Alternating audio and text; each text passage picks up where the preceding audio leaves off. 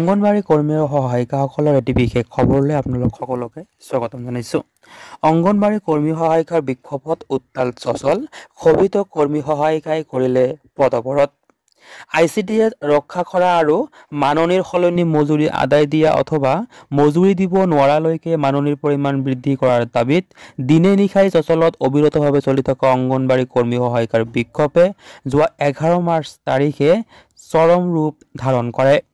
প্ৰায় কেইবা সহস্ৰাধিক কৰ্মী সহায়িকাই যোৱা 11 মাৰ্চ তাৰিখে দিনৰ 12 মান বজাত চচলৰ পৰা প্ৰায় দিছপুৰলৈ সমদল কৰিবলৈ উদ্যত হয় আৰু পুলিচৰ বাধা নেওচি বিক্ষোভকাৰীসকলে দিছপুৰলৈ ৰাওনা হয়। কিন্তু চচলৰ পৰা প্ৰায় 2 কিলোমিটাৰ মান অতিক্ৰম কৰাৰ পিছত পুনৰ পুলিচৰ এক বিশাল বেৰিকেডে তেওঁলোকক বাধা প্ৰদান কৰে।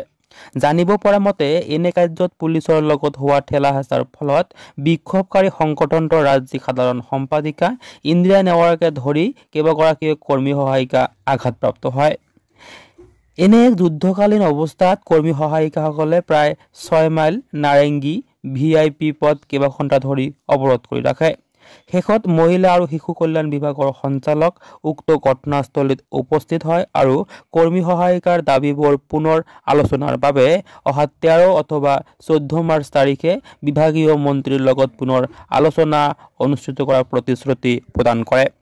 সঞ্চালকৰ প্ৰতি সন্মান জনাই বিক্ষোভকাৰী সংগঠন অসম ৰাজ্যিক অংগনবাড়ী কৰ্মী আৰু সহায়িকা সন্থাৰ নেতৃবৃন্দই সাময়িকভাৱে পদৱৰত কাৰ্যসূচী স্থগিত ৰাখে। কিন্তু চচলত চলি থকা অবিৰত ধৰ্মঘট কাৰ্যসূচী অব্যাহত ৰখাৰ কথা সঞ্চালকক জনাই দিয়ে। কাৰ্যসূচীৰ পৰা সংগঠনটোৰ সভানেত্ৰী জয়মতী দাস আৰু সাধাৰণ সম্পাদিকা ইন্দিৰা নেৱাৰে জনায় যে যোৱা বছৰটোৰে পৰা কৰ্মী সহায়িকাসকলে সামান্য মাননি বৃদ্ধিৰ বাবে ধাৰাবাহিক আন্দোলন কৰি আহিছে। বিভাগীয় সঞ্চালকে কৰ্মী সহায়িকাসকলৰ দাবীবোৰ ন্যায়সংগত বুলি মানি ল'বলৈ বাধ্য হৈছে আৰু তেওঁলোকৰ সামান্য মাননি বৃদ্ধিৰ বাবে যোৱা বছৰৰ অক্টোবৰ মাহতে অসম চৰকাৰলৈ এক প্ৰস্তাৱ প্ৰেৰণ কৰে। পৰিতাপৰ কথা যে অসমৰ বিজেপি চৰকাৰে ভোটৰ স্বাৰ্থত বিভিন্ন সস্তীয়া আঁচনি প্ৰস্তুত কৰি সাধাৰণ মানুহক আওকাণ কৰাৰ চেষ্টা চলাই আছে যদিও দিনে নিশাই কেইবাটাও চৰকাৰী সেৱা আগবঢ়াই থকা অংগনবাড়ী কৰ্মী সহায়িকাসকলক সামান্য মাননি বৃদ্ধি কৰিব নোৱাৰে কিয়? যোৱা 26 ফেব্ৰুৱাৰীৰ পৰা দিনে নিশাই অবিৰতভাৱে কৰ্মী সহায়িকাসকলে মুকলি আকাশৰ তলত ধৰ্মঘট চলাই আছে কামৰ বিনিময়ত সামান্য মাননি বিচাৰি। কিন্তু বিজেপি চৰকাৰখনৰ কৰ্মী সহায়িকাসকলক খবৰ ল'বলৈ সামান্য সময় নোলায় কিয়? কাম কৰা মানুহক সন্মান দিব নাজানে এই বিজেপি চৰকাৰখনে।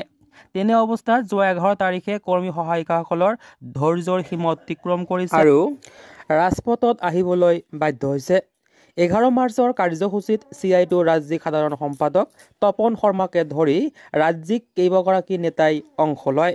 জানিব পৰা মতে অহা কাইলৈ মানে 12 মাৰ্চ তাৰিখে অংগনবাড়ী কৰ্মী সহায়িকাসকলৰ সৰ্বভাৰতীয় কমিটিৰ সাধাৰণ সম্পাদিকা AR সিন্ধু উপস্থিত হ'ব গুৱাহাটীৰ চচলৰ কাৰ্যসূচীত। এই ভিডিঅ'টোত উপস্থাপন কৰা তথ্যখিনি ফেচবুক পেজ CITU আছামৰ পৰা সংগ্ৰহ কৰা হৈছে। ভিডিঅ'টো শেষলৈকে চোৱাৰ বাবে ধন্যবাদ।